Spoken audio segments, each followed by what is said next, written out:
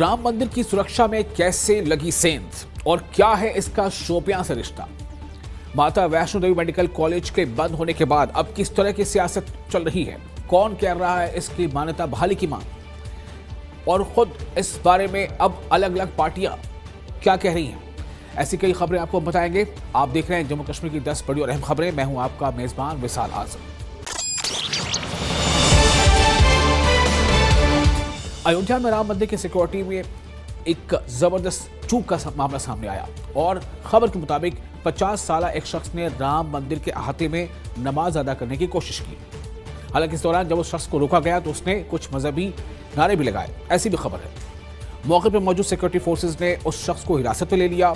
मालूमात के मुताबिक यह शख्स राम मंदिर के अहाते में दाखिल होने की कोशिश करने के बाद मंदिर में दाखिल होने की कोशिश कर रहा था और खबर यह भी है कि सीता रसोई के करीब नमाज पढ़ने की इसकी कोशिश थी। सिक्योरिटी एजेंसियां मुलजिम से पूछताछ कर रही हैं। खबर के मुताबिक इस शख्स के साथ 2 और लोगों को हिरासत में लिया गया है और इस शख्स का ताल्लुक जम्मू कश्मीर के शोपियां से है। वहीं शोपियां में अबू अहमद शेख, यही वो शख्स है जिसके बारे में खबर है कि वो राम मंदिर में नमाज पढ़ने की कोशिश कर रहा था। तो जब शोपियां में अबू अहमद शेख के घर पहुंची पुलिस की टीम, तो पुलिस की टीम ने अबू अहमद शेख के घर वालों से इस ताल्लुक से बातचीत की, पूछताछ किया। तो घर वालों का यह दावा है कि अबू अहमद शेख दिमागी तौर पर कमजोर है, यानी उसका दिमागी तवाज़ुन ठीक नहीं है। उनकी ज़बान में वो पागल है। वो कहने लगे कि वो मंदिर और मस्जिद में फ़र्क ही नहीं जानता, वो कहीं भी चला जाता है, वो पागल है, इसलिए उसे ऐसा करता रहता है, उसने ऐसा किया। सुनिए क्या कहा उन्होंने। ये पूरा पागल, बिल्कुल पागल है ये कभी बताता नहीं इनको मैं इधर जाऊंगा। अगर ये पूरा मेंटली फिट होता तो फिर इसको पता चलता है मंदिर और मस्जिद में कितना फर्क है। वही है ना, जब ये मेंटली हेल्थ ठीक नहीं है तभी वो मंदिर में नमाज पढ़ने के लिए बैठा है। अगर मेंटली साउंड ठीक होगा तो तब इसको पता चलता है ये मंदिर है, यहाँ नमाज नहीं होगी। ये जाता अक्सर ऐसे ही निकलता, यहाँ से पहुँच गया श्रीनगर, कहीं भी इसका दिमाग पूरा खराब है।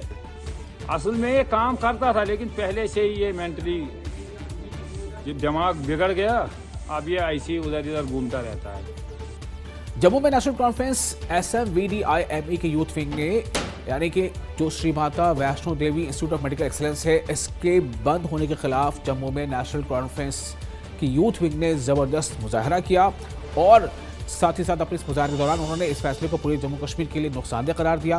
मुजाहरे ने बीजेपी और बजरंग दल पर सख्त हमला किया और नौजवानों के बेहतर मुस्तकबिल को यकीनी बनाने की मांग करते हुए कॉलेज की मंजूरी को जल्द से जल्द बहाल करने का मुतालबा किया है। देखिए, आज जम्मू कश्मीर और जम्मू के लिए बड़ा ही काला दिन है, जब एक नैरेटिव चलाया गया कि जम्मू के लोगों ने मेडिकल कॉलेज को बंद करने की मांग रखी, जबकि जम्मू कश्मीर का नौजवान, जम्मू कश्मीर का पढ़ा लिखा लोग और जम्मू कश्मीर का माताएं और बहनें वो चाहती हैं कि उनका बच्चा इंजीनियर और डॉक्टर बने।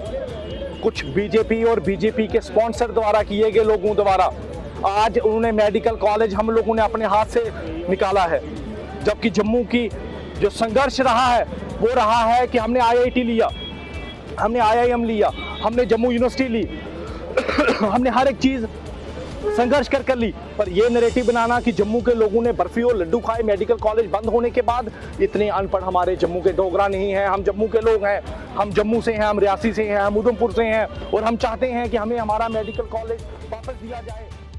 माता Vaishno Devi institute of medical excellence को बंद कर दिया गया है, लेकिन इस पर शुरू होने वाली सियासत खत्म नहीं हो रही है।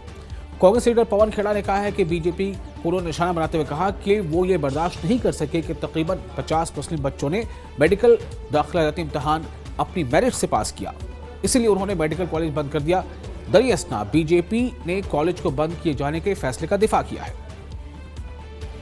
देखिए, एक यहाँ के लोगों की एक आस्था का प्रश्न था और लोग सड़कों के ऊपर थे।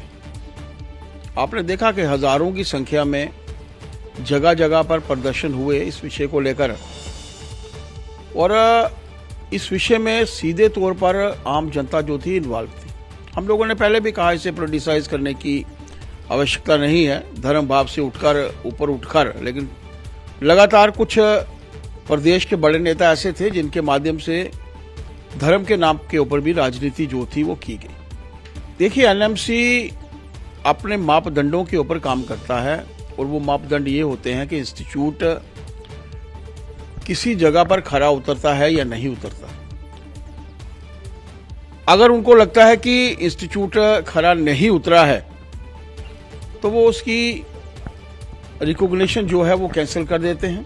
ये वही पॉलिटिकल पार्टीज हैं जिन्होंने लेबर की गारंटी, रोजगार को लेकर, आजीविका को लेकर जो एक नए बिल के रूप में हम सब के सामने आया है, उसको भी कंट्राडिक्ट किया है कि इन्होंने कभी भी इस देश के हित के लिए कोई बात नहीं की। हमने पहले भी कहा था इसे पॉलिटिसाइज करने की आवश्यकता नहीं है। एनएमसी का मामला है और एनएमसी के ध्यान में बहुत सी कंप्लेंट्स आई थी और उन कंप्लेंट्स को मद्देनजर रखते हुए अगर उन्होंने इसे विदाउट किया है या जो भी उनके मापदंड या कोई इंस्टीट्यूट उनके ऊपर खरा नहीं उतरता है। तो वैष्णो देवी मेडिकल कॉलेज का मुद्दा क्यों उसकी मान्यता रद्द की? क्योंकि मुस्लिम बच्चे काबिलियत से अपने क्वालिफाई कर गए 50 के लगभग। यह बात सरकार को हजम नहीं होती। क्यों नहीं हजम होती?